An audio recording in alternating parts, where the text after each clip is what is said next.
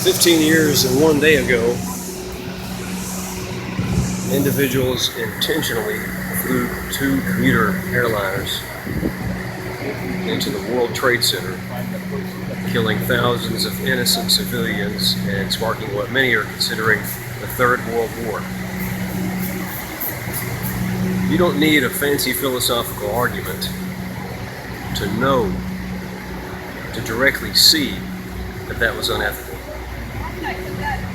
Such is a vivid example of the usefulness of our moral intuitions in philosophical ethics. When we discuss the reasons why ethics isn't like ice cream, and why moral subjectivism is fatally flawed, I didn't have to give you a fancy argument then either. The main positive argument for moral objectivism was simply that its implications are clearly unethical and clearly immoral. If subjectivism entails that torturing babies for pleasure is okay for a person when they truly believe that, then we throw out moral subjectivism. There's no further argument necessary, no further discussion necessary. That's enough for sane people. I said early in the book that philosophers are much like scientists in that we use logic, we use reason, we're very methodical. And I also said that a key difference between scientists and philosophers is that scientists enjoy the luxury of testable empirical data, whereas philosophers do not. You can consider our considered convictions and our most basic moral intuitions as some input, some test data that philosophers can use to keep theories in check, to inform theories, and to ensure we don't go awry with our reasoning. Now, I said that taking a look at this memorial and reflecting on 9/11, you can just immediately see and immediately know that it was unethical. However, you also recognize were I to ask a member of ISIS or a member of Al-Qaeda if they thought the 9/11 attacks were justified, if they were ethical, and they might very well say that they're just as sure, that it's just as consistent with their moral intuitions, that it was completely justified and completely okay.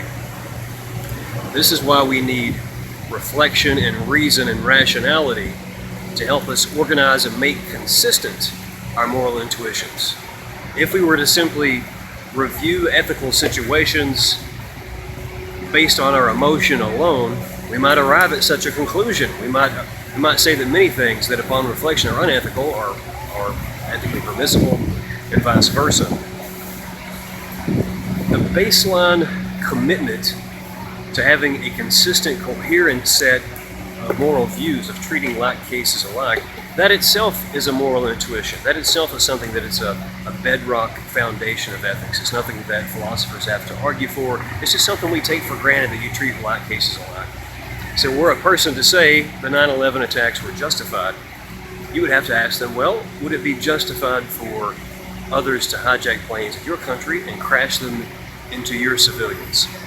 Now, unless they were willing to say, oh yes, that would be completely fine, well then they're being inconsistent and their view is incoherent.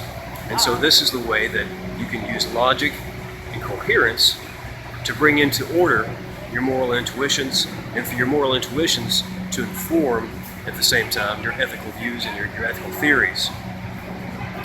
20th century political and moral philosopher John Rawls argued that the goal of such a back and forth between our ethical theories and our political philosophies as well, and our moral intuitions, is something called reflective equilibrium.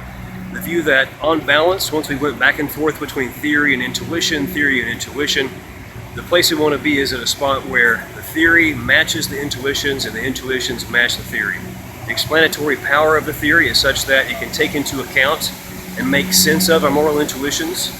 And in situations where we're unsure as how we should judge the situation, we can rely on that theory, which has proven itself accurate and effective and useful in other areas, to guide us in those new areas.